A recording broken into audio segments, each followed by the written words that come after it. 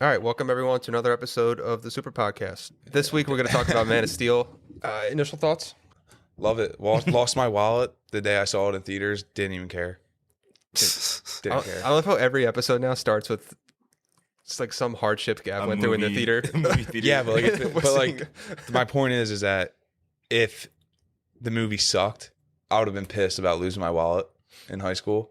Yeah, but since the movie was so good, I didn't care. Yeah. No, this movie. Do you remember when you first heard that this movie was coming out?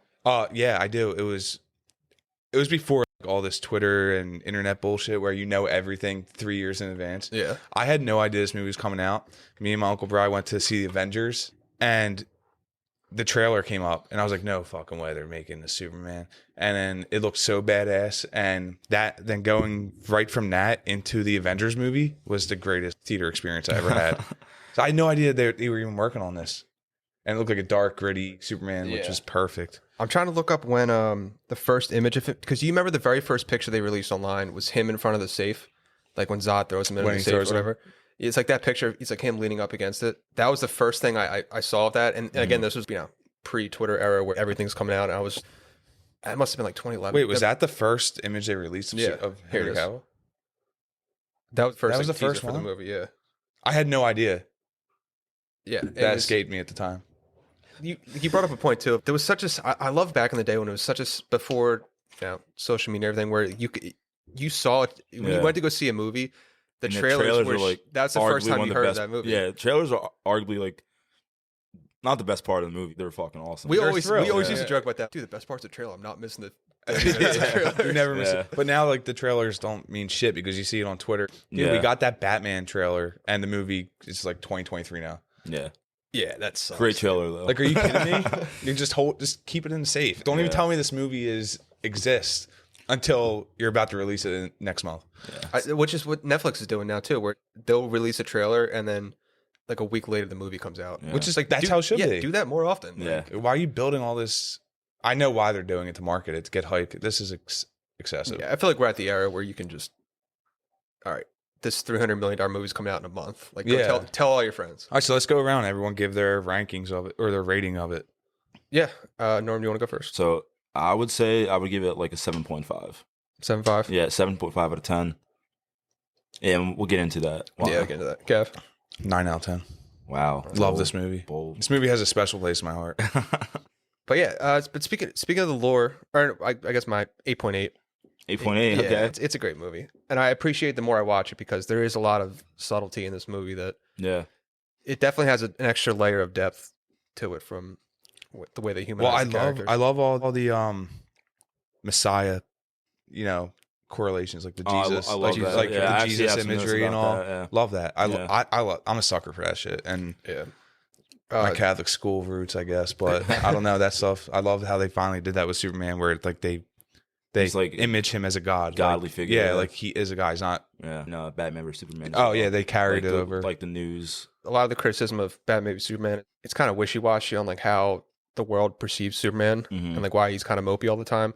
But having watched this again, they do set that up really well in terms of from both this. We'll get into this more later, but like the way his Krypton parents warn him of how you're going to be perceived, how the Kents warn him of how he's going to be perceived, and we'll get into that later. But I mean, I want to get into that now because Jonathan Kent actually hits it on the head. He's like telling him like you can't let people know what you are. He's like, could you imagine how the people of Earth would act? Like it would change everything of how we perceive ourselves. Like we're not alone in the universe.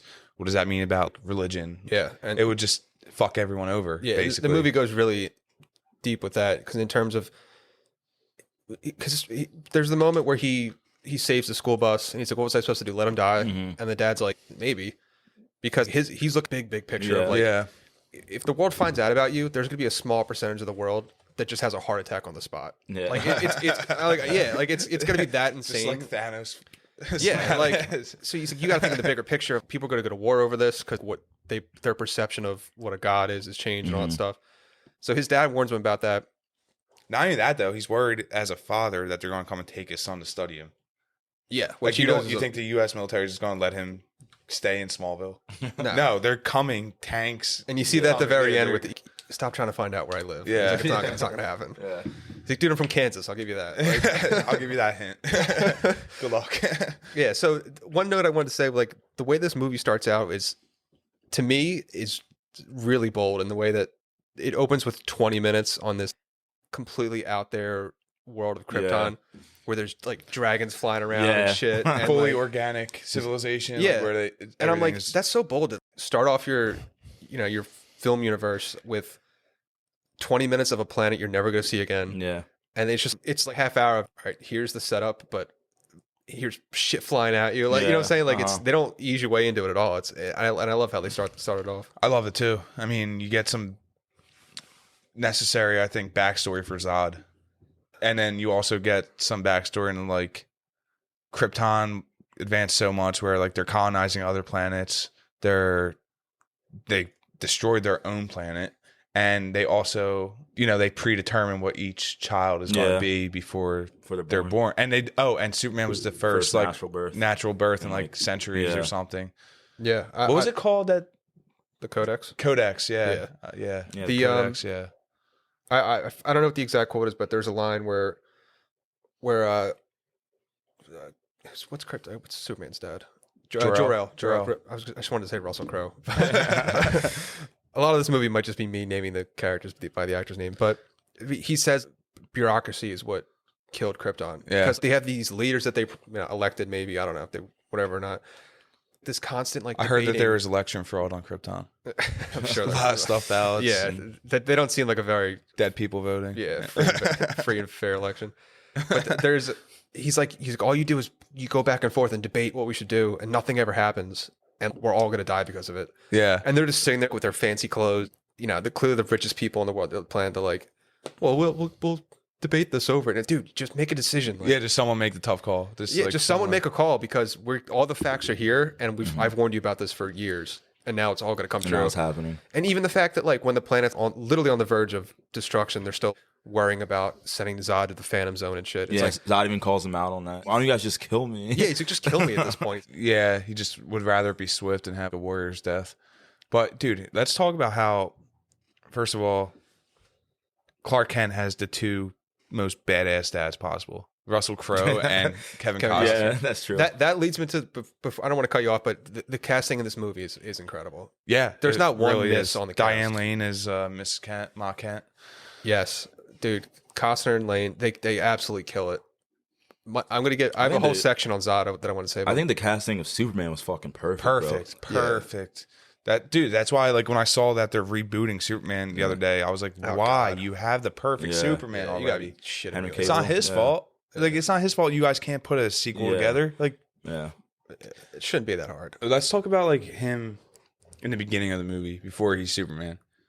I love how they did his whole childhood flashbacks while also cutting to him, like, present day, like, just going job to job, because he keeps having to cut town because he saved someone. Like the whole oil rig scene was awesome.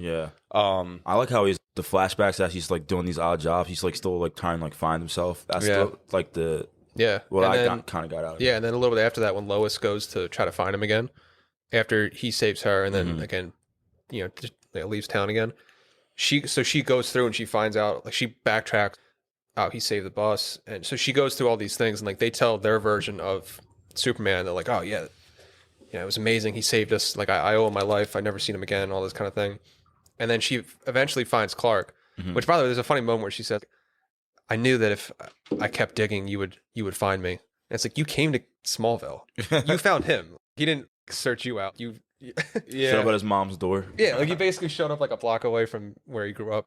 But anyway, but he has a line in that where she says, how come you won't let me tell your story? And he's like, what if I don't want my story told? Yeah. Well, that just goes to show that he's lived his whole life. He just wants to be like a normal person, but he has this morality in him that, prevents him from just letting people die. Yeah, but it was so stupid. I thought that he just let his dad die too in that tornado. Yeah, I thought that was stupid. Even a normal, like, you don't even have to be like a superhero to save him in that situation. Just be like someone who's ballsy enough to run into a tornado and help your dad unjam his leg or crutch off. Yeah. You don't have to fly up and do something miraculous. Just like go do what anyone else would do. Yeah. I don't know. Like, I just feel like there's so many other ways. They kind of put it in a way where it's like the dad went in to save the dog, and then the dad kind of calculated it, like, did like some quick math in his head. He's like, all right, if he saves me at this point, then it's going to look suspicious, and it's going to be obvious that this guy just walked through walked through a tornado. And so he puts the hand up. He's like, all right, look, it's fine. You got I'm making this choice for you. Yeah, I got some problems with that how they killed off Pa Kent. I feel like it should have been something like they did in the Dick Donner Superman, where it's a heart attack. Yeah. Like literally something that Superman can't prevent. The lesson behind that to me was always, even though he has all these abilities, there's some things that he just can't do. So he has to learn to accept death and not being God. But I think that they expand on that in the second in Bad Movie Superman, because remember he sees him on the mountain and he tells that little story of like the horses of the horses. Yeah. So they kind of deal with that in the second movie. This one was more just the issue of like, you know, his dad's telling him the world's not ready to see this. Yeah, I guess that was the theme. Yeah, it was the theme of the movie, or of that. That's fair storyline. I love the kid, like the scene where he's in school and like his senses start going haywire. I love that. Like it was just it's such like a grounded, gritty way of showing like this wasn't easy for him to adapt and like. And I thought that was a really cool way too, because when he says like, "Mom, like everything's hitting me at once," like, you know, I'm scared. And then the mom tells him, focus in, like, the world's big, make it small. Yeah. Mm-hmm. Which is why in the second movie, at the end, when they're fighting Doomsday, and then he like faintly hears in the distance that Lois is in trouble, because he knows how to zone, like he's honed in on her. He can compartmentalize things. So he realized like, oh, I recognize her voice out of all the noise. It's really good from movie to movie where you see him like learn these lessons, and that's kind of why he is the way he is. And took him 30 years to learn. It took Zod 30 minutes. And which probably I put a note about that too. He did struggle with it though when he first took his. Yeah, he was like in pain and all, but I thought about that too, where it's I put a note about it where it's Zod adjusted to the point where he's flying within a couple of days on Earth. Like imagine how strong he'd be after expertly too. Like within a year. Yeah. If it took Superman like 30 years, Zod did it in like that because he was already a grown up, and he's a grown up, and he's also like a very accomplished general. Like no, but I'm saying with how quickly his body adjusted to the atmosphere and all that kind of stuff. Yeah, and then there's 3 of them too. Yeah, that's tough. It's tough to handle for Superman's first fight. Oh yeah, we'll get into that a little bit later. So since we're talking about Zod, do you guys want to break down his motivations? His motivations? I think he's one of the best supervillains. He honestly in any kind of movies. reminded me a little bit of Thanos. I was the same aspect. Like, yeah, he's painted as the bad guy, but like his end goal is like it's for the humanity of Krypton. Like he's trying to bring them back and have them thrive as a race. So like you kind of get, he wants to kill everyone, but at the same time you kind of understand what he's saying. You can empathize, like you get it. Like I mean, and he's also looking. If the roles were reversed, and it was a human trying to restore the human race against like an alien race, you would be cheering for the guy. It's a matter of perspective. Yeah. You'd be cheering for him. And also, he says at the end too, like, this isn't my DNA. Like, this is all I have. He's like, I exist only to protect Krypton. Like, I have to do this. Like, I have nothing else. Like, this is all I know. This is all I'm. His closing like kind of statements, but right before they had the big final fight. It's so amazing, and like the performances of it is incredible. He's a good actor. I love him. He kills it because he says, he's like, I was born and bred for one soul. He's like, for the purpose of protecting Krypton.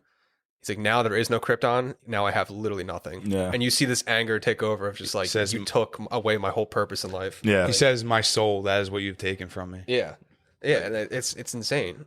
And then Superman has a savage line too, where he goes, Krypton had its chance. Yeah. It's like, all right, you didn't need to throw that. You didn't even need to throw that in there. Yeah, he's right. I mean, it's also a part of that also like solidifies Superman being able to, like, his whole life, he's like, I don't belong here. Like, I belong somewhere else. Like, now he's like, this is my home.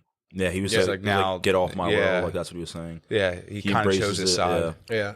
And I want to talk about, we're kind of jumping around a little bit, but I want to talk about too, like, what his Krypton parents instilled in him versus like what the Kents instilled in him, because his dad, Jor-El, has a really great line at the end where he's like, Dad, how come you just sent me here?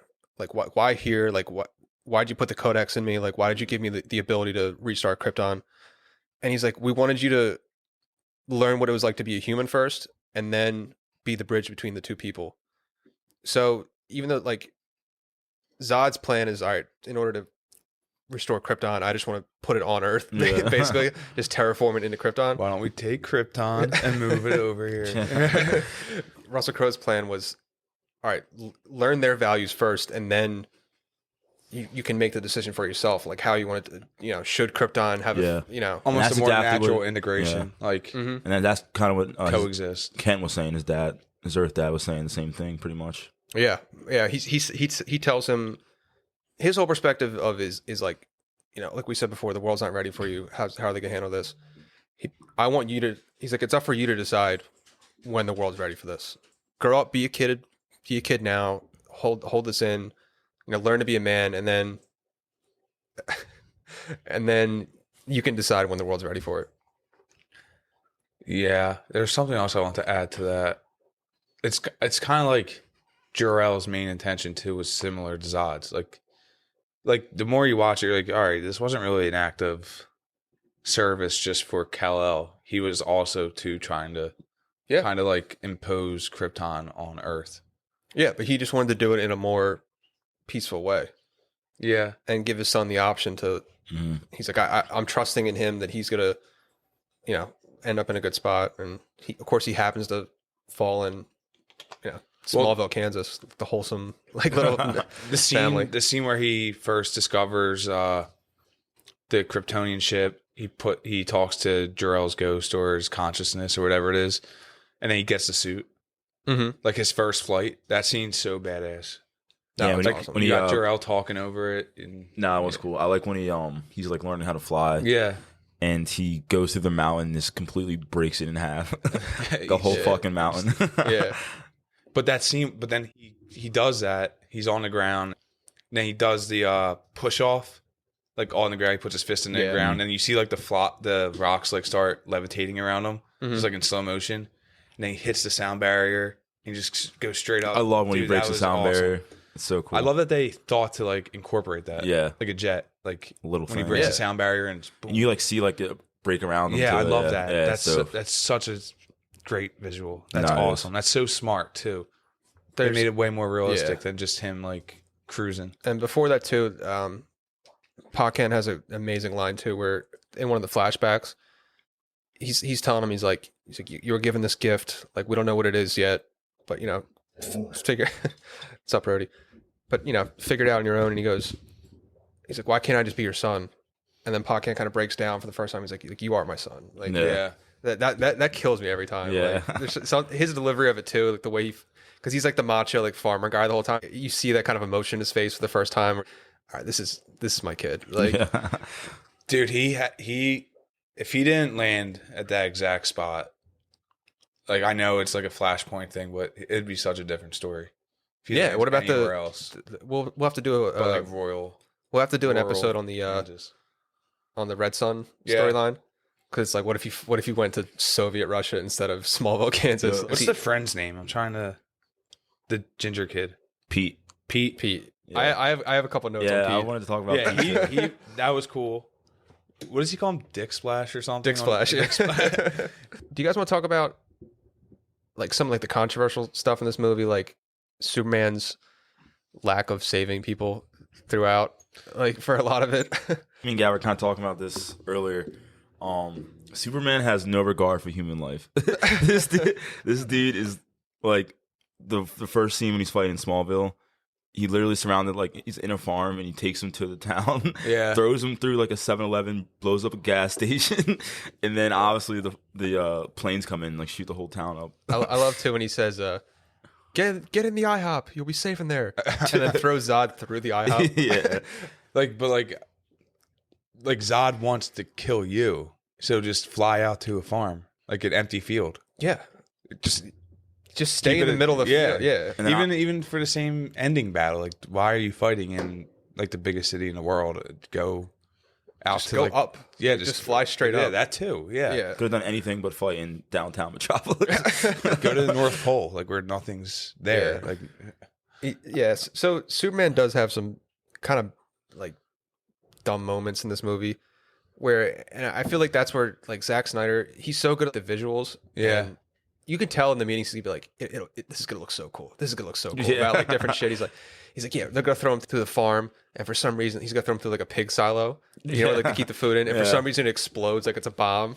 The helicopters, the military helicopters fly in, and then like Zod, there was a car at one of them, and it explodes. And as it's like tumbling to the ground, one guy falls out, and he goes and catches him. Yeah. And he gently puts him on the ground. He's like, "Are you okay? Are you okay? You're safe now." And I'm like, "Oh, that's cool." But then you look in the background, and the helicopter's still spinning. Yeah. And I'm like, "All right, dude, that the other 6 people could have died. Like, you could have saved them both." Yeah. Yeah, I know what you're talking about. And then I mentioned this earlier. Catch the helicopter. Just catch the helicopter. Catch them both. Yeah. Like. And there's another scene where I mentioned this earlier, but he says, "Oh, get into the building. You'll be safe." And then he throws the Kryptonians through that building, and then he brings the fight to that building. They were fighting inside. They were fighting in the IHOP where Pete the Ginger is in the background, cowering in the corner. He's like, "Fuck this again." Like, I liked how when they're going through the flashbacks, the first one he's like his bully, and then the next one he like helps him up. Yeah, from the other kids were like bullying Clark, and he helps him up. He squeezes the gate, the fence. Yeah. Yeah. That was a cool moment. And then another one. I like the bar scene too. I love the bar scene where he's like a busboy. Oh, dude, that guy was such a douchebag, bro. I was looking at that. I was like, first of all, that like Clark Kent's big as fuck. Why would you ever do that? Right, like even like if he's not, jacked. Like that's what I'm saying. He's still big as shit. Dump like, a beer on him. Yeah, and then he threw a beer can at his back of his head. I was like, dude. But he tries to shove him. He just doesn't move. Doesn't budge. He goes back. Yeah, he goes back. Yeah. Bo, you went to the bathroom. I did. When we saw that in I theaters. missed that scene. You went to the bathroom, and I did. You had no idea that scene existed. Like when he puts the truck through. I was. Poles. Imagine the light on my face when I finally bought the Blu-ray and saw that scene. Just like a free movie, like a free scene. Yeah, a deleted scene as far as I was concerned. But that guy even has a funny. That guy comes out and he has such a non-reaction to seeing his truck like in a tree. He looks at it, he just goes like, "Huh." Like there's no like. What else do you do? Like how do you even try to like explain that to yourself? I would love to know like the follow up of like what did that guy say to the his insurance company like when he called them up. Yeah, how do you write that one off to HR? Yeah. First of all, you were like, sexually assaulting a woman, and someone like called you out for it, and then he's like, "Look, douchebag." He like starts talking to Clark Kent like he's some nerd. For like you just said, he's huge. He's incredibly good looking. Yeah, jacked. Like jacked. Yeah, that guy's got balls. Yeah, they did. Balls of Steel. That's unnecessary too. The sequel is going to be about that guy, and it's going to be called Balls of Steel. That guy trying to get a new truck from his insurance company. Yeah, that was great though. And then he's just like walking around after that scene. Then they got the Pearl Jam playing, and that was great. Yeah, which is awesome. Like just it fits the tone. And then he snags someone's laundry hanging on the wire. Just makes off with it. Yeah, he steals the shirt off the hanger. Oh yeah, that's when he was shirtless. Dude. He's like chiseled, big as fuck, dude. One of my notes for when I was watching Batman vs Superman was Henry Cavill's body need to have it, like not in like I need it, like somehow, some way. And then as they're doing like the Ben Affleck training montage, I'm like, Ben Affleck's body. Yeah. Like these guys got jacked but I think I heard somewhere like when this movie was, I don't know, forever ago, that he got this jacked as like a challenge to himself so that they didn't have to make the suit have like the fake muscles. Yeah. Oh yeah. So like what you see in the suit, like it's literally skin tight, like that's his muscles. Like it's not fake. It's cool now because he admits he's like a gamer. Like he's not like he's like I didn't really play a lot of sports growing up and stuff. But now, like he's like in shape. He looks like that like all year round now. Yeah. And if you look at him now, like on like the set of the Justice League or whatever, he's fucking huge. Like he's like probably like 20 pounds bigger than he was in Man of Steel. It's crazy. Yeah, he's growing into Kingdom Come Superman, I guess. A little bulky. Yeah. Some meat on the bones. For sure. He kills it. He's the perfect Superman. Where does it go after that? So he finds her in the ship. The Kryptonian technology is just insane. Like everything they have, like the mini hologram thing that they have, like the organic hologram. Yeah. That robot thing that he just crushes without even, wondering if it could be an asset to him. I was fucking with him at first. Just like crushes like a beer can. Yeah. And there's a cool line at the end of that too where she gets stabbed by it. He does the X-ray. He goes, "You have internal hemorrhaging. I'm gonna have to, cauterize it. And he goes, "It's gonna hurt." And you just hear her screams afterwards. As it pans out. Just as it fades out. That probably does hurt like a bitch. Oh, it probably kills. No shit. No shit. So overall, what do you guys think of Cavill's portrayal of Superman? Well, I think we hit it already. Yeah, not just from I don't mean from an acting standpoint, but I mean from how they write him in terms of he's kind of he doesn't start the movie as oh, I'm the protector of these people. He's kind of do I want to help these people? He's still going back and forth. He's goes going back and forth the whole yeah. movie, honestly, until pretty much the end. The whole movie, yeah. What do you guys it. like that? Or I do you love the conflict within him. So do I. It's just and it's dark. It's not like the Boy Scout superhero that we always get. It's literally, it's actually a Superman with conflict that's outside of beating up Doomsday or big scale things. He's just do I want to do this? It's kind of it's very almost Spider-Man-y, where it's do I have to the inner conflict? Yeah, the responsibility and all that. And you do see at the end when he finally kind of has that moment of all right, this is my planet, fuck off, kind of thing. Comes into the role. Yeah. Well, no, okay. So right after that too, they arrest him, which I think is great. They put the handcuffs on him, awesome. Yeah. So that he's sitting in the interrogation room with Lois, and he requests to only talk to her, which is all right. And then he does kind of bring her into the drama a little bit. He kind of puts her in harm's way there. Yeah, well, I mean, the plot demands it. Yeah. And then they're through a one-way mirror or whatever it is, and then he's he calls every single person out. My name is. He's I can read your name. He's staring at them eye to I eye. can see the soldiers behind you. But the scene where he just gets up, he's all right. Just rips the. He's enough of the charade. he's all right. You guys want to play games? And then he stands up. As he stands up, the handcuffs just snap. With it was nothing. Nothing. Nothing. Literally, it's nothing. Yeah. Gets up, walks, looks him right in the eye, and it's awesome. He's badass. He's you're gonna have to trust me. Yeah. He's just take my word for it. And they're do you expect us to just? He's yes, I do. But we're running out of time here. What else are they gonna what can they do? If you really wanted to, he could kill every single person in that fucking room. Yeah. Speaking of what can they do, I love when they're in the Smallville fight, and then the guy from Law and Order SVU is shooting the handgun at that girl, shoot her in the face, and it's clearly not working, and he's all right, now I'm gonna pull out my knife. Dude, what did you think would happen? A good death is its own reward. Yeah, that line. Yeah. And he gets her back at the end. Yeah. I want to talk about when the General Zod first shows himself, when you see the ship flying in the sky. I thought that whole scene was dope. They have the news covering it. You all over the world, and he's every single TV in the hacking world, the TV in different languages and shit. Dude, I thought that was awesome. They play it like a horror movie. That's what I was gonna say. It was like a horror movie. And dude, imagine I always every time I watch that scene, I'm holy shit, if this just happened. Yeah, and that's what I do. I myself. if that were to happen one day, breaking news, and you see a fucking ship flying over a major city, what the fuck would actually happen, bro? And then right after that, there's a great scene where he goes to the church and is talking to the priest. That was a good scene and too. He's I'm the one they're looking for, and the priest is just oh shit. He gulps. He gulps. He's what the fuck? He's I just started here. He goes, he's like I don't know what to do, and he was the priest just goes, well, what's your heart telling you to do? What's your gut telling you? I'm all right, dude, that's. And he buys into it though. He doesn't even give him give him advice. He just kind of goes in, vents a little bit, and he goes, okay, I figured it out, and then walks out. And the priest is just what the fuck? I did not sign up for this. The priest is how do I call Zod and tell him where to find him? I think from there, that's when he turns himself over to the government. Yeah. After that, he goes to get Lois because they know he knows they took her. And hence why he says, I demand to talk to Lois. I love too the line of when they threaten Superman's mom, and then Superman comes flying in and then hits him to the thing, and he's punching him in the head you threatened my mother. Yeah, you threatened my mother, and he's just pounding down on him. And then he proceeds to throw Zod through a fucking gas station in downtown Smallville. Dude, I don't have a problem also leaving his mom back there with the other two Kryptonians. Yeah, exactly.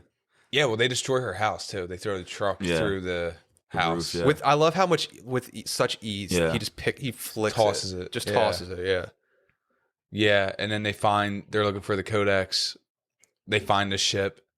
It's not there. It's not there. Yeah.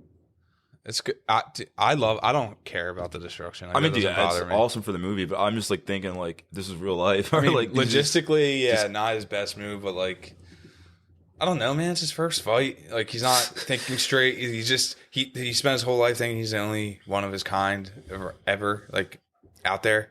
3 come crashing down and attack. He's not thinking right. And I just thought too, like his mom taught him to hone in on what's important. So he's like, I guess you could think he's so focused on the task at hand of like punching Zod that he's not thinking the background. All right, I just flew through 40 buildings. Like, yeah. Should I? Like, he hasn't learned yet. I mean, he's clearly not like looking out. For, he doesn't have that big picture people, perspective. Like he's still kind of learning of like to hone his senses. All right, it's like maybe you went too far by honing your senses and making sure this guy gets thrown through this building, but you didn't think of the consequences of dude. But that's why the collapsing building behind you. That's why we really needed a Man of Steel 2 before Batman vs Superman. Yeah, like kind of showing him, making efforts to not be as destructive and being more precise with what he's doing and trying to cut any collateral damage out. And they have a little montage of that in Batman Superman, but of him like saving the world. And again, people are like polarized over how we should be perceived. But it's literally like a debate, like the whole movie. You could have done a whole movie about that, though. So then they get together. They devise this plan where they use his ship that he crashed into Earth with to put basically a black hole. It's like a black hole generator to crash into like the anti-gravity they're like terraforming the Earth. Yeah, they Krypton's atmosphere. They take the 2 world builders and they put them on completely polar opposite sides of the planet. Right. And then like one like sucks up the gravity, and then the other one sucks it. So it goes like back and forth and just bounces back. And they were doing it really slowly though. Like, they took their time. They went like a quarter of a city block at a time. Like, I'm thinking like, how long would it take them to do the whole world of just like. But they had some cool scenes too, where like it was showing cars going up and getting slammed down, like just like. Yeah, I do like these movies because like DC movies because they're not afraid to like actually like showing people like die and getting fucked up. Like the Marvel movies don't really do that. Yeah. And this one, like the very first time that Machine does that, like you see people in the air, you see people around it, and then when it comes down, like all the destruction just takes out like a whole block. And then also when they send in the jets to go fight them. And they're shooting missiles at it, and it's just deflecting on the ground and people and shit like that. The missiles can't reach it. Yeah, they shoot the missile. It goes 3 feet and then just slams it on the ground. It's insane. Yeah. There's one like kind of dumb little moment where like everything's going up and then Lois is falling down. Do you remember that? Remember when he catches her out of the air at the end? Oh yeah, I know what you're saying. Yeah. You literally see all these cars being pulled up, and then like she's just slowly falling down. Whatever. It's a cool moment where he has to, he catches her.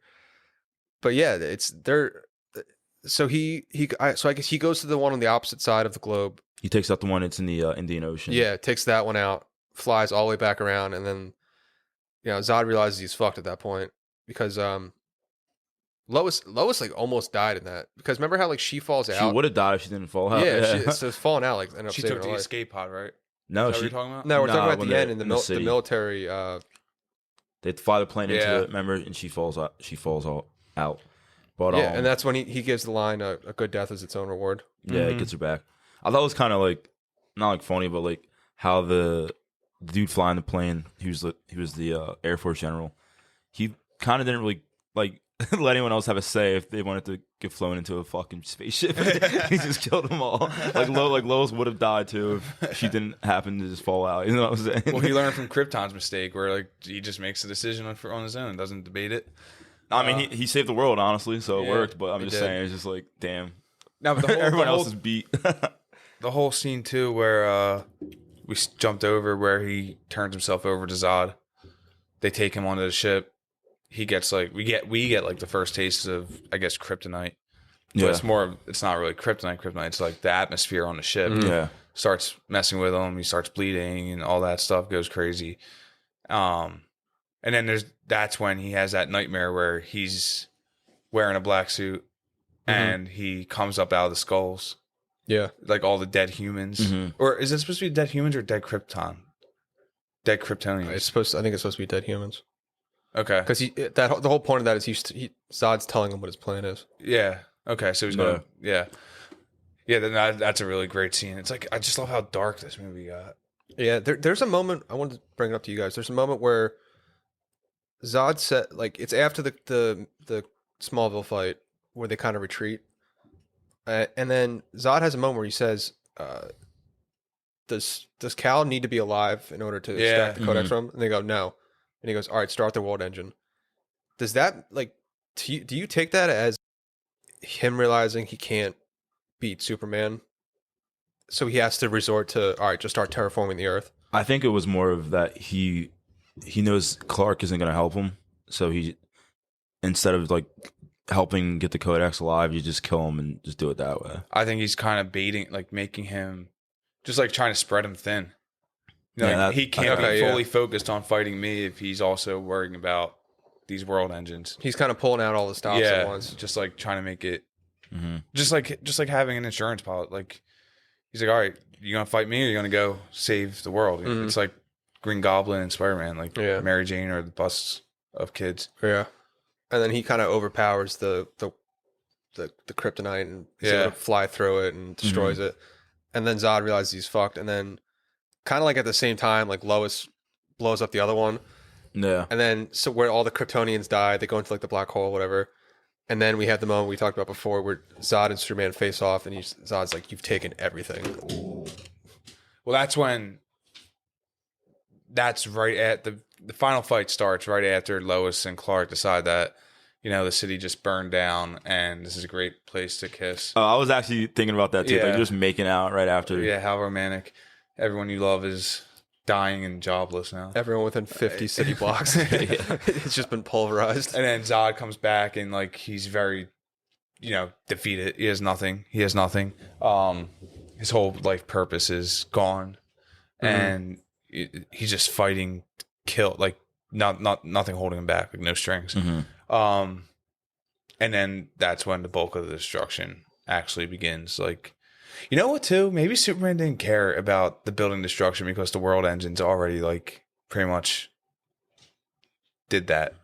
Yeah, but you still didn't minimize it. Like, you still just compounded the deaths. People in buildings that are still not destroyed, you know? He's just flying through them. Yeah, you're right. I don't know. I'm just trying to justify it a little bit. I guess you can't. I mean, been 8 years. I think you justify it because he saved the world, but a lot of people died in the process. You could have done it more efficiently. Yeah. Well, you can't make an omelet without breaking some eggs. A lot of eggs. Broke a lot of eggs. And so I guess the problem is that people have is it so much of that destruction could have been avoided because his main point of attack is just throwing Zod into things over and over again when it's proven that it doesn't work. Like, you both don't feel pain. You both don't feel any pain. Like, stop throwing them through fucking buildings when it's like, pick a different strategy. You know what I mean? He throws them through these buildings, then he goes vertically and like up and down and like. And then the heat vision that like. Yeah, it like destroys. That you see again in the next movie where that perspective. And then there is a funny moment. They're at like a construction site and then he throws them into like the Days Without Incident sign. I was shocked they added that. That was funny. I was shocked they added that. Yeah, it's so subtle. It's not like a comedic moment, but it's so you kind of see in the background. Like it was cool too when I think it was Superman or Zod picks up like the iron beam, steel beam, and goes and then and he lasers it and it melts as he swings it. Who's swinging it? Zod was, right? I forget. It doesn't matter, I guess. But yeah, that was cool. And then there's that scene where Superman's punching Zod through the air and just like catching up to him. That was they show it from like kind of like the back of his head. Yeah, I like the scene too. I think it was probably the same like little montage when they were just flying through the city, cutting these tight angles. Yeah, and just fighting. That was awesome. That was cool too. They even get to a point where he just grabs him by the cape and spins. Yeah, he's just like trying anything at that point. And the mole is not happy about that. Yeah. No capes. No capes. Yeah, so they eventually get to a point, and this is a big controversial moment where we get to the next snap in the train station. Again, it's like what's he supposed to do? You're talking about when Zod's about to laser that family? Yeah, and he's like, he visioned that family. Even though you guys just killed however tens of thousands of people in your little skirmish, like now like these 3 people are about to die, and it's like a more personal thing. He's like, all right, maybe we can find the exact quote, but like he says something along the lines of like, "You take my people out now. I'm gonna. You're gonna have to watch this now because like I have no, this is my last resort." And then he tells him to stop. He's like, "I'll never stop." And he's like, there. I guess I didn't write it down, but there's a quote where it's like, "This either ends with you dying or me dying." Because Zod's like, he's like, I'm at the point where it's like, there's literally nothing you could do to put me down. Like, he's like, you don't have to kill me because I will keep fighting. And I thought that was just so cool to show that. Just shows like his like military, just how he's thinking, hard in background. He's like, I don't know anything else. This is it. Like, there's only one way this ends, Cal. Either you die or I do. Yeah. So, yeah. Well, no, I because that scene one shows that Superman's put Krypton behind him pretty much. Yeah. Obviously, like that's already been solidified. He said Krypton had its chance. So he's killing the last person like him out there. Yeah. And it also too, he's become grounded and he's face to face with the people that he's going to protect. Whereas like in the fight before, they were kind of just like below him. Now he's face to face with them. So it shows he does care. Like he doesn't want innocent people dying and all this. Yeah. And I don't know why this got so much backlash when it happened that he killed someone. Like, first of all, there's no facility on Earth at this point that could contain Zod. Yeah. Like, yeah, you just destroyed the What are you going to do? Like the Phantom Zone or whatever. It's like, it's not even murder. It's like a war. Like, you kill people. You kill your enemies. There was backlash that he killed him. Yeah, like, people hated it. They were like, "Why is he just killing him like this?" Like, I mean, I get like that's his whole thing. He doesn't kill anyone, but come on. When he doesn't kill people when there's other options, but like there's no other option here. Yeah. Like, you just fucking kill the guy. Dude literally said he wanted to destroy the whole world. So I'm glad he killed him. Yeah, no, I have no problems with that. Yeah, no, it was a necessary thing that he had to do. Yeah. What else do you do? Yeah, he gets put in he gets put in the seat of like. You're basically choosing your people or like killing me. And so, that happens a lot with superheroes. They put them in this prism of everyone's like Batman where they don't kill. Like that's not every superhero. And majority of them do kill. So they have to. They're at war. Like that's how you end shit. Yeah. Like Superman's allowed to kill. Who cares? Yeah. Especially on this, like with Zod. Like, yeah, have at it. No, I think it was perfectly fine that he killed him. For sure. Like I said, it was necessary. He had to do it. Yeah. People hate on that. Like, I want to hear your answer. How you would stop? Yeah. No. Drop a comment of how you would have gotten out of that situation. Yeah. All right, and then after that pretty much takes us to what? It's when he goes and meets them at the airfield, the Air Force Base, and he tells them he's like, I'm as American as it gets. I grew up in Kansas. Yeah, it goes back to his line before. You just gotta trust me. Yeah, like, I don't have any. I can't give you any other information than that. But just you're trying to find where I hang up my cape. You won't find it. I have your best intentions at heart, and yeah, it's all it needed to be. Like him going and saying, "Just chill out. Like I got this." Mm-hmm. I love he solidifies too, where he's like, "You're not gonna weaponize me. I'm gonna be here and I'm gonna do my thing. Yeah, I'm gonna help you guys out in any way I can, but." You gotta respect that. So like, you're trying to convince the military to just be like, oh, let's just take his word for it. Yeah. And then his line is like, how do we know you're always gonna have our best interest? And he's like, dude, I'm from Kansas. Like, yeah. So, I'm as American as it gets. I don't know if that's enough, but it's a cool line. I love that line. Yeah. I liked it at the end when he flies away and the girl was smiling. That girl is supposed to be a tie into Hal Jordan. I think it's his girlfriend. Ferris. Yeah. Carol Ferris. Yeah. Yeah. Oh, really? That was supposed to be a Green Lantern nod. That's cool. But I thought it was funny when she was like, I just think he's kind of hot. Yeah. And then the tough sergeant or whoever he is just like smirks at her. He's just like, oh. I think that's supposed to be Martian Manhunter. Oh, is it? Yeah. I think we were talking about that in Justice League because I think that's going to be revealed to me. He's just like, yeah, you got me there. He is. All right. You can go into final thoughts about this. Yeah. So final thought. Well, there's the final scene where he gets a job at the Daily Planet. Oh, yeah. Where, and then I like that they do show too that he walks in as Clark Kent again, and he's like, "Oh, Clark Kent, Lois Lane." They don't play around where it's like she doesn't recognize him. It's like, yeah, all right, she's not an idiot. Like, they skipped that whole trope. Yeah, this is like, which is awesome. The 21st century. Like, you don't have to. She doesn't have to be a moron. It's refreshing. Yeah, it's refreshing that she's smart throughout the movie. Pulitzer-winning reporter. She can figure out that doesn't recognize the guy because he's wearing glasses now. Yeah, no, and I like it too that we meet him as Superman before we meet him as Clark, or at least she does. She does, yeah. So it's kind of like a reverse of what happens in all the other adaptations of the story.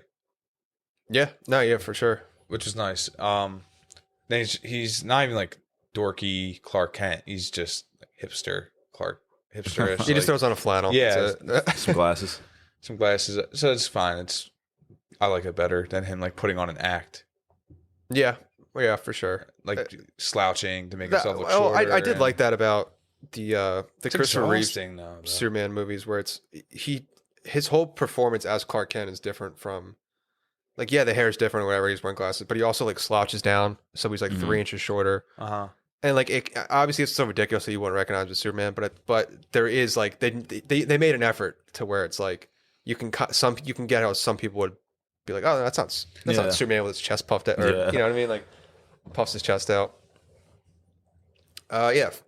Final thoughts before we go into the last segment of the show. No, I just loved it. I love the realistic approach to it. It was just like I think it's like a perfect Superman movie, or as perfect as it can get. I think it's close. Maybe some of the destruction was too much, but I mean that's what you gotta expect from these big movies. I mean, because if they were fighting in the field, people would be saying, "Oh, they're just fighting in the field. That's not great." Like they had to do something. They had to. I think it's fine because they touch on in Batman vs Superman, like that's like the whole thing, whole debate throughout the whole movies is he doing these things, like is he doing these good things and fucking shit up? Like is it a good thing at the end of the day? You know what I'm saying? So more on that in the next. Yeah. Well, Perry White also does have a great quote at the end that like summarizes the whole movie's theme of like Superman trying to figure out if he belongs here, if he's like one of Earth or something. So he starts work at the Daily Planet, and Perry White says, "Clark Kent, welcome to the planet." Like meaning the Daily Planet, but also like Earth like that too, where it's like, okay, like this is his planet. Yeah, now. This is you're Superman now. Yeah, yeah. Like he has no Krypton to think about. He knows it's destroyed. Like he knows he's the only one, and this is it. Like all in on Earth. Yeah, these are my people. Yeah, exactly. Yeah, I just the way I summarize the movie for me, it's just that they took the Superman character and they added a whole new complexity, and they really delved into the humanity aspect of it. The conflict between being this god and also like I grew up as a kid in Kansas, so like I have those values. You see how he deals with that and how he kind of comes to terms with that, and yeah, I just think it's really cool that they went the extra mile to kind of take a new turn on it that we hadn't seen. Yeah, I love that they show like all the growing pains of him growing up and like, learning his powers, but also learning restraint when using them. Not just because you can beat everyone up doesn't mean you should. Like, and they take that extra aspect of what would happen if this, not that they go as realistic as they can, where it's like, all right, what happens if a god just shows up on Earth? Yeah. Like, how would people deal with that? How will he deal with that kind of thing? And they explore that through the whole movie, and it's just interesting. I love this Superman because you want to see him keep growing, and adapting. So it's kind of heartbreaking to hear that, like, all right, they're gonna reboot it again because they can't figure out how to do a fucking sequel to it. I don't understand. This doesn't make sense to me. How is a sequel not already like made 2 years after this in 2015? I don't know. I mean, because they don't make Avengers money. That's why. But they would if they stuck to it and like didn't just jump ship every time. Yeah. Yeah. No, I agree. They're too scattered. Like they don't know what they're doing. They have no plan. Yeah. No, it's for sure. But yeah. So final thoughts. Love this movie. Norm. Yeah. Final thoughts. I liked it a lot. I remember when I saw it in theaters, I went in thinking it was gonna suck because Superman Returns was fucking terrible. Yes. And we'll do an episode on that. Yeah. Because of that, I was like not the biggest Superman fan. But after watching this movie, I liked it a lot. I like Henry Cavill. I think he's a great Superman. And just like you guys were both saying, I like how they set the movie up. You get to see him as a kid. You see the flashbacks. You see the inner conflict, and just the conflict throughout the movie. I thought it was great. And I thought it was a good movie. Again, I stand by that. Yeah, and not only that too, like they did a really complex villain. Yeah, it's not like just this villain who shows up with an army, like, and he's got some plan to take over the world. Like, you see why he has that. You see that he was literally, they take you through his life too and his motivations. Yeah, and not for nothing too, but the score to this movie is awesome. Oh, it's incredible. Yeah. I do love the score. Actually, I was watching it today. I was like, this is fucking awesome. Everything from the trailer to the actual movie is great. It's the score. It's like this amazing score, and then that one Pearl Jam song. Yeah. Well, hey, or not Pearl Jam. Chris Cornell. Yeah, Chris Cornell song. Yeah. Yeah. So, what's your final rating on it? I'm sticking with 7.5. Stick on 7.5. Yeah. I'm sticking with 9. This is one of my top superhero movies. Yeah. I'll bump it up to a 9 out of 10. It's just, it gets better every time I watch it because I notice more every time. Mm-hmm. There's things make more sense. No, I love this movie so much. All right, you guys ready for the final segment of the podcast? Yeah.